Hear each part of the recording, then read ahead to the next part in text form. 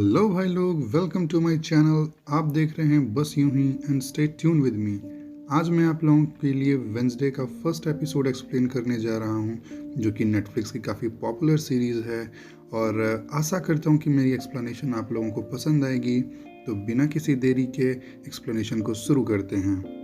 कहानी की शुरुआत में हमें एक हाई स्कूल दिखाया जाता है, जहां पर हम वेंसडे को देखते हैं, जिसे सभी लोग घूर रहे होते हैं। पर उसे इस बात से कोई फ़र्क नहीं पड़ता है और वह सीधे अपने लॉकर के पास जाती है।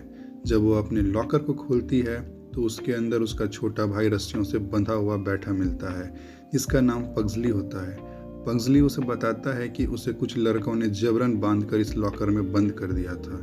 उन लड़कों के बारे में पूछने पर वह कुछ भी नहीं बता पाता, पर तभी उसकी रस्सियाँ खोलते समय वेंसडे को उसका हाथ टच हो जाता है और उसे एक विज़न आता है और उसे पग्जली के साथ क्या हुआ यह सब कुछ दिख जाता है। यहाँ हमें पता चलता है कि वेंसडे किसी को भी छूने से उसका पास्ट या फ्यूचर देख सकती है, पर उसे अपनी शक्तियों के ऊपर कंट्रोल नहीं है। वह पग्जली की रस्सियाँ खोलकर उन लड़कों को ढूंढने के लिए चली जाती है। उस समय वो लड़के स्कूल के स्विमिंग पूल में मस्ती कर रहे होते हैं। तभी वहाँ वेंसडे भी पहुँच जाती है। वेंसडे को वहाँ देखकर वे बुलीज लड़के उसका मजाक उड़ाने लगते हैं, लेकिन तभी उनकी हंसी खौफ में तब्दील हो जाती है, क्योंकि वो देखते हैं कि वेंसडे के हाथों में दो बड़े बड़े बैग्स हैं, जिसके अंदर में पिरान्हा मछली भरी हुई है। और वेंसडे बिना कुछ सोचे समझे उन मछलियों को स्विमिंग पूल के अंदर में डाल देती है।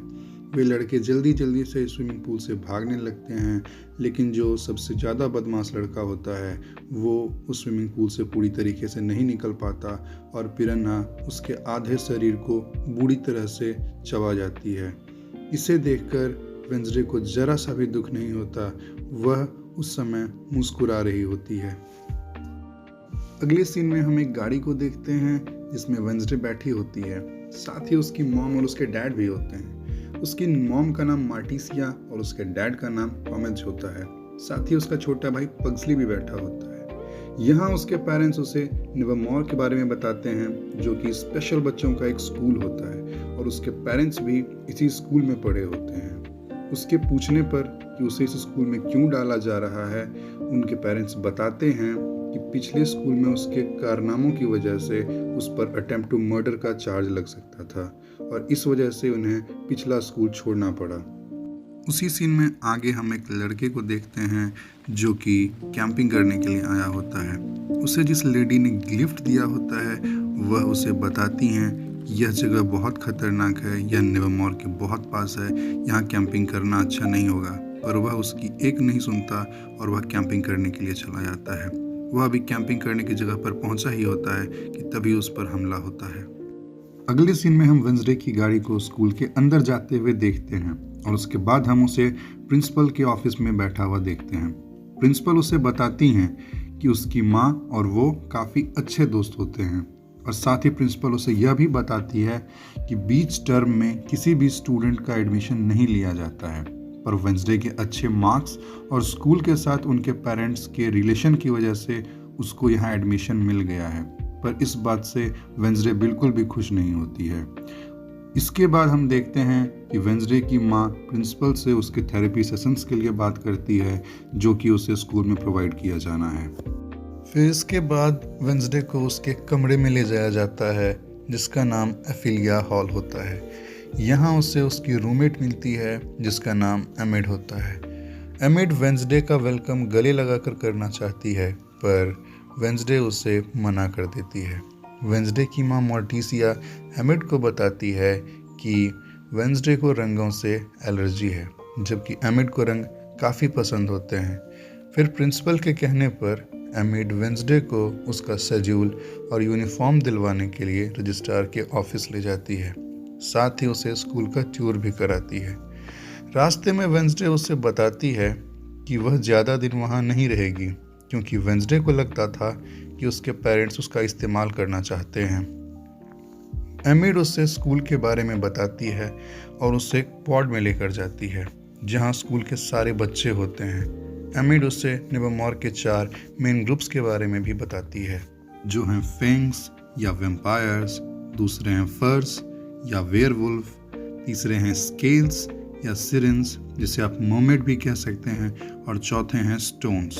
फिर एमेड वेंसडे को एक लड़की बयांका के बारे में बताती है, जो नेवरमोर में इकलौती रॉयल फैमिली से बिलोंग करने वाली लड़की होती है। इसके बाद वह वेंसडे को जेवियर थॉर्प के बारे में बताती है, जो कि एक आर्टिस्ट है और बयांका का एक्स बॉयफ्रेंड है। इसी बीच वहाँ एजेक्स आता है, जो एमेड से वेंसडे के बारे में उल्टे सीधे सवाल पूछने लगता है। इस सीन में हम वेंसडे की फैमिली को स्कूल के बाहर वेंसडे का इंतजार करते हुए देखते हैं। वेंसडे के आने पर सबसे पहले गोमेज उससे मिलता है और फिर पग्सली, और अंत में उसकी माँ मार्टिशिया को हम उससे मिलते हुए देखते हैं, जो उसे हिदायत देती है कि वह यहाँ से भागने की कोशिश ना करे। पर वेंसडे कहती है कि वो यहाँ से भाग जाएगी और उनसे वापस कभी नहीं मिलेगी। इसके बाद मार्टिशिया उसे एक चेन देती है जिस पर उसके नाम का इनिशियल यानी कि एम बना होता है, ताकि वह चेन उसकी सुरक्षा कर सके। और साथ ही मार्टिशिया उसे एक क्रिस्टल बॉल भी देती है ताकि वे आपस में बात कर सकें। इसके बाद हम वेंसडे की फैमिली को कार में बैठकर वापस जाते हुए देखते हैं, पर वे वेंसडे पर नज़र रखने के लिए एक हाथ को पीछे छोड़कर चले जाते हैं, जिसका नाम थिंग होता है। अगले सीन में हमें वही जंगल दिखाया जाता है जहाँ पर एक लड़का कैंपिंग करने आया था। हम देखते हैं कि उस लड़के की मौत हो चुकी है और उसके शरीर के टुकड़े पूरे जंगल में फैले हुए हैं। वहाँ 2 पुलिस वाले तहकीकात कर रहे होते हैं। इसमें से एक का नाम सैरिक होता है और उससे नेवरमोर पर संदेह होता है, पर सबूत ना होने के कारण वे प्रेस में भालू का हमला बताने की बात करते हैं। फिर हम वेंसडे को देखते हैं, जो अपने कमरे को 2 हिस्सों में बांट देती है, जहां एक तरफ एमेड का हिस्सा कलरफुल होता है, वहीं वेंसडे की तरफ का ब्लैक एंड वाइट होता है। फिर हम वेंसडे को एमेड के ब्लॉग की बुराई करते हुए देखते हैं। एमेड ने अपने ब्लॉग में वेंसडे का नाम गलत लिखा होता है। इससे एमेड को बहुत बुरा लगता है। एमेड वेंसडे को चिढ़ाने के लिए गाना बजा देती है, पर दोनों के लड़ने से पहले वहाँ मिसेस थॉर्नहिल आ जाती है और फिर दोनों शांत हो जाते हैं। फिर थॉर्नहिल वेंसडे को एक ब्लैक डालिया गिफ्ट करती है, जो वेंसडे को काफ़ी पसंद आता है, और फिर थॉर्नहिल उन दोनों को स्कूल के रूल्स समझाती है और वहाँ से चली जाती है। अगले सीन में हम स्कूल के बच्चों को तलवारबाजी का अभ्यास करते देखते हैं, और तभी वहाँ वेंसडे भी आ जाती है, जो पूरी कॉस्ट्यूम में होती है। हम बयांका और रोवन को फाइट करते देखते हैं, जिसमें बयांका जीत जाती है। वह सभी को चैलेंज करती है, पर कोई उसका चैलेंज एक्सेप्ट नहीं करता क्योंकि वह एक बहुत अच्छी तलवारबाज होती है। वेंसडे उसका चैलेंज एक्सेप्ट कर लेती है और दोनों के बीच में मुकाबला शुरू हो जाता है। सभी लोग अपने फाइट को छोड़कर उन दोनों को देखने लगते हैं। पहला पॉइंट वेंसडे को मिलता है और दूसरा बयांका। तीसरे पॉइंट के लिए वेंसडे शर्त रखती है कि जिसका खून निकलेगा वह जीत जाएगा। दोनों के बीच कमाल की लड़ाई होती है, पर वेंसडे हार जाती है क्योंकि उसका खून निकल जाता है। अगले सीन में हम वेंसडे को डॉक्टर के पास देखते हैं, जो उसकी पट्टी कर रही होती है। वहीं पास में वह तलवारबाजी वाला लड़का रोवन भी होता है, जिसे बयांका ने हराया था। वह वेंसडे को बताता है कि वह एक आउटकास्ट है और ऐसे आउटकास्ट से भरे हुए स्कूल में भी वह एक आउटकास्ट की तरह ही जी रहा है। वहीं पर हम सभी थिंग को भी देखते हैं, जो जासूसी कर रहा होता है। वेंसडे जैसे ही खुले में बाहर आती है, वैसे ही ऊपर रखा पत्थर का स्टैच्यू उसके ऊपर गिरता है, पर जेवियर उसे बचा लेता है। जब वेंसडे की आंख खुलती है तो वह खुद को एक बेड पर पाती है और पास ही जेवियर भी होता है, जिसने उसे बचाया होता है। वेंसडे के पूछने पर कि जेवियर ने उसे क्यों बचाया, वह उसे बताता है कि बचपन में वेंसडे ने भी उसकी जान बचाई थी, इसलिए उसने वेंसडे को बचाकर उसका कर्ज चुका दिया।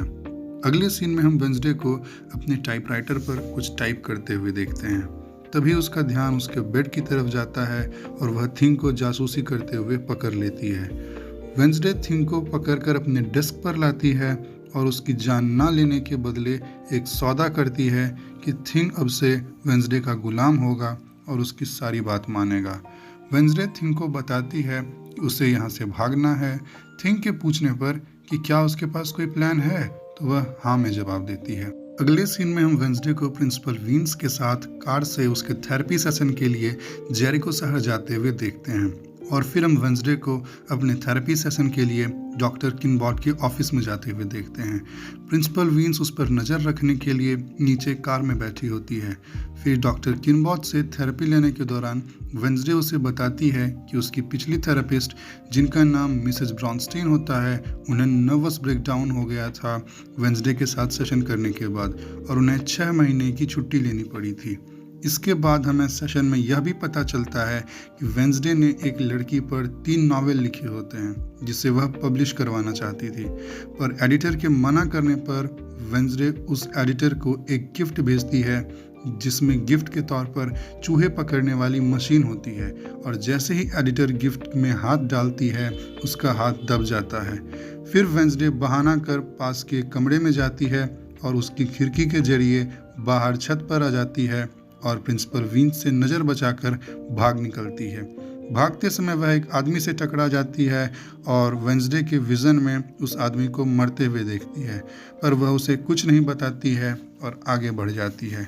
वह एक कॉफ़ी शॉप में जाती है और आइस पर क्वाड ऑर्डर करती है, पर लड़का उसे बताता है कि मशीन ख़राब है, वह खुद ठीक नहीं कर सकता क्योंकि उसकी इंस्ट्रक्शंस इटालियन में होती है। वेंसडे इंस्ट्रक्शन बुक उस लड़के से ले लेती है और पढ़कर खुद ही मशीन को ठीक कर देती है। बदले में वह लड़के से कॉफ़ी मांगती है और टैक्सी बुलाने को कहती है, पर वह लड़का वेंसडे को बताता है कि जेरिको शहर में टैक्सी नहीं होती है और लड़का उससे ऊबर मंगाने का सजेशन देता है, पर वह मना कर देती है और कहती है कि मुझे टेक्नोलॉजी पसंद नहीं है। हम पहले भी ऐसा कई बार देख चुके हैं कि जब भी कोई उससे इंस्टा, स्नैपचैट, स्मार्टफोन या किसी भी टेक्नोलॉजी के बारे में बात करता है, वेंसडे को वह पसंद नहीं आता है। वेंसडे का मानना है कि टेक्नोलॉजी लोगों को जंजीर में बांध देती है। लड़का अपना नाम टाइलर बताता है और उसे खुद ही 1 घंटे बाद बर्लिंगटन छोड़ने की बात करता है, और वेंसडे उसे पैसे का लालच देकर तुरंत चलने को कहती है, पर लड़का राजी नहीं होता है। फिर वेंसडे बैठकर उसका इंतजार करने लगती है। इधर डॉक्टर किनबॉट काफ़ी इंतजार के बाद उसे ढूंढने अपने ऑफिस से बाहर आती है और उसे घबराया देखकर प्रिंसिपल समझ जाती हैं कि मामला क्या है और वह वेंसडे को ढूंढने लगती हैं। हम कॉफ़ी शॉप में देखते हैं कि कुछ लड़के वेंसडे को परेशान कर रहे होते हैं और बुरा भला कह रहे होते हैं। गैब्लिन उन्हें रोकने की कोशिश करता है, पर वेंसडे गैब्लिन को इस सबसे अलग कर देती है और उन तीनों से अकेले ही लड़ती है और उन्हें बहुत मारती है, जिसे देखकर गैब्लिन हैरान हो जाता है। तभी वहाँ गैब्लिन के पिता आते हैं जो कि एक पुलिस ऑफिसर हैं। यह वही पुलिस ऑफिसर होता है जिसे कि हमने पिछले फॉरेस्ट वाले सीन में भी देखा होता है। वह यह जानकर हैरान होते हैं कि वेंसडे ने अकेले ही उन तीनों को मारा है। तभी वहाँ प्रिंसिपल वीन्स भी आ जाती हैं और वेंसडे को साथ चलने को कहती हैं, पर वीन्स वेंसडे को मिस एडम्स कहकर बुलाती हैं, जिसे सुनकर पुलिस ऑफिसर वीन्स से पूछते हैं कि क्या यह गोमेज की बेटी है, और वह कहते हैं कि गोमेज को मर्डर के जुर्म में जेल में होना चाहिए। फिर वेंसडे वीन्स के साथ वहां से चली जाती है और अगले सीन में हम देखते हैं कि वीन्स वेंसडे को लेकर वापस स्कूल आ रही होती हैं। तभी वेंसडे उनसे अपने पिता द्वारा किए गए मर्डर के बारे में पूछती है, पर वीन्स उसे कुछ भी नहीं बताती है। तभी रास्ते में उन्हें एक जगह एक्सीडेंट हुआ मिलता है जिसे वेंसडे ने अपने साइकिक विजन में देखा होता है। अगले सीन में हम वेंसडे को वायलिन बजाते देखते हैं। वह वायलिन इतना अच्छा बजा रही होती है कि स्कूल के सभी लोग इसे सुनकर रिलैक्स हो जाते हैं। उसी समय हम रोवन को एक अनजान जगह पर जाते हुए देखते हैं जो कि एक लाइब्रेरी होती है। वह अपने पावर से किताब को खींचता है और उसमें से एक पन्ना फाड़ लेता है। इधर हमें गैल्पिन दिखाया जाता है जो अपने पापा के पुलिस रिकॉर्ड में वेंसडे के पापा के फाइल को ढूंढ रहा होता है और वह फाइल उसे मिल जाती है। दूसरी तरफ हमें गैब्लिन के डैड दिखाए जाते हैं जो जंगल में हो रहे कत्लों की इन्वेस्टिगेशन कर रहे होते हैं। फिर हमें वेंसडे दिखाई जाती है जो अब भी वायलिन बजा रही होती है और पास ही थिंग भी होता है। तभी वहाँ एमिड भी आती है और दोनों बात करने लगते हैं। वो लोग बात कर ही रहे होते हैं कि तभी वेयरवुल्फ्स के हाउल की आवाज़ आती है, जिसे सुनकर वेंसडे एमिड से पूछती है कि वह अपने वुल्फ अवतार में क्यों नहीं है। इस पर एमिड उसे बताती है कि वह वुल्फ नहीं बन सकती है, वह सिर्फ अपने नाखून बड़े कर सकती है और उसे डर है कि कहीं वह ऐसी ही नहीं रह जाए। ऐसा होने पर उसे फैमिली से निकाल दिया जाएगा और उसे कोई पार्टनर भी नहीं मिलेगा, वह अकेली रह जाएगी।